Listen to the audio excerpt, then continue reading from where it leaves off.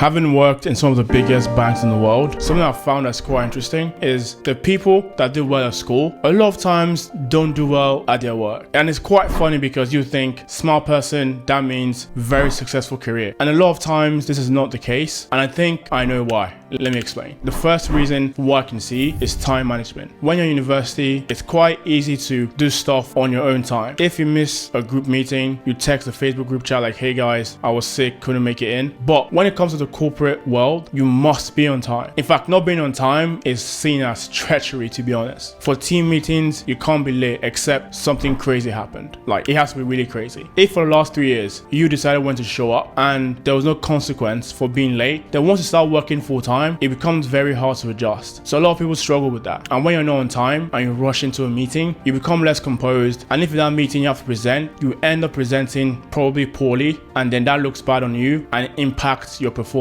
The second reason I'll say is at university, we're more or less used to being judged based on 1 or 2 final outputs. So your exam at the end of the semester and also maybe a coursework. We're used to literally putting all our energy into getting that over the line. But in the corporate world, you are judged every single day. Your first day in the office, where you shake your manager's hand, you're being judged straight away. It's being judged literally from when you step into the door. And most people are maybe not aware of this, but if they are, they don't realize how important it is to literally fight and show up every single day. Every single day has to be your best day. But in university, if you have an exam in 2 months, it doesn't get real, let's be honest, till even like some of my friends, the week before or 2 nights before. And then you do an all-nighter and still pass the exam, which is great. But in the corporate world, every single day you're being judged. At any time, you can be asked to explain something. You could literally be doing some financial analysis and someone comes in and says, hey, your client is X, right? What do you think is going to happen to them based on this recent news? And you have to give an opinion right there. At university, we got used to being always prepared to do the final dance. But in work, the final dance will happen at any point in time.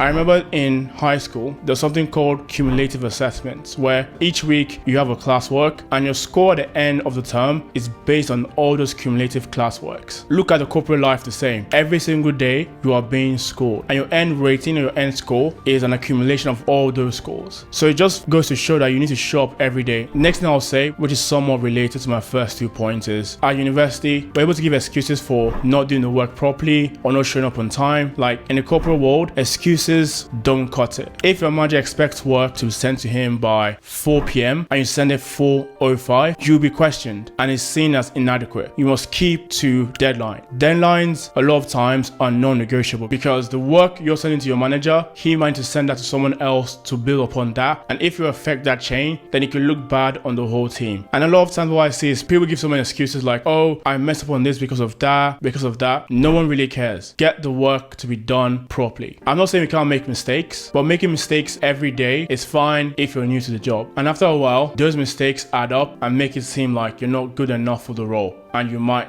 lose your job. If you're enjoying this video, please drop a like and leave a comment down below and let me know if you can relate to what I'm saying, because I think a lot of us can. The last thing I'll touch on is being able to do the role effectively. A lot of times, people that are smart, they went to LSE, Oxford, Cambridge, study physics, math, whatever, they're freaking smart. These people are so smart, like I'm dumb. These people are very, very smart. But a lot of times, they can't perform the role. I remember doing my placement year. My manager at that time said to me that, hey, there's one thing being smart, but it's also a difference in being able to do the role. And I would take someone that is less smart but can perform the role effectively over someone that's a genius that can't do the role. At the end of the day, your knowledge is kind of irrelevant if you can't show it and get the job done effectively. If it takes you 2 times more of the time to get something done because you're overthinking it because you're so smart, then no one really cares. What you're judged on is your output. People just don't remember how good the quality of your work is. They also remember how long it takes you. Now, if you work in finance, in law, time is of the essence. Yes, your work should be of high quality, but if it takes you way too long, then people will say, you're smart, but you can't do this role. It's too fast for you. You can't work in a high or fast-paced environment, and it looks bad on you. In order to learn how to do the role, you have to become efficient. So when you join a team, you actually have to learn how to perform the role effectively. Thanks for watching the video, guys. Hope you found out somewhat useful, hopefully, and I'll see you in the next one. Thank you.